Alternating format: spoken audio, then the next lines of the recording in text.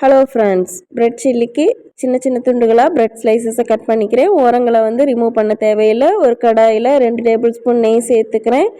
இதில் bread slices சேர்த்து low ஃப்ளேமில் வதக்கி கொடுக்கணும். கலர் சேஞ்ச் ஆகிடக்கூடாது, ரொம்ப டீப் ஃப்ரை பண்ணக்கூடாது. அதை ஒரு பிளேட்டில் ஆற வச்சுட்டு அதே கடாயிலே ஒரு டேபிள் ஸ்பூன் எண்ணெய் சேர்த்துக்கிறேன். எண்ணெய் காஞ்சதும் ஜீரகம் சேர்த்துக்கிறேன்.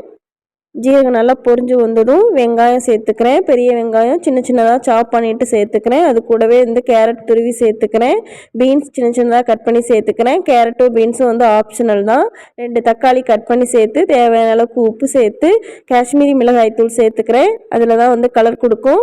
இது கூட red colour tomato sauce 2 table spoon சேர்த்து நல்லா கிளறி கொடுத்துட்டு அரை டம்ளர் அளவுக்கு தண்ணி ஊற்றி கொதிச்சதும் பிரெட் ஸ்லைசஸை போட்டு நல்லா கிளறி எடுத்துக்கணும். 1 நிமிஷம் அளவுக்கு ஸ்லோ ஃப்ளேம்லேயே பிரெட் ஸ்லைசஸை கிளறி கொடுத்துட்டு லாஸ்ட்டாக மல்லி இலை தூவி இறக்குனா ரெஸ்டாரண்ட் ஸ்டைலில் பிரெட் சில்லி தயாராகிடும். ட்ரை பண்ணி பாருங்க.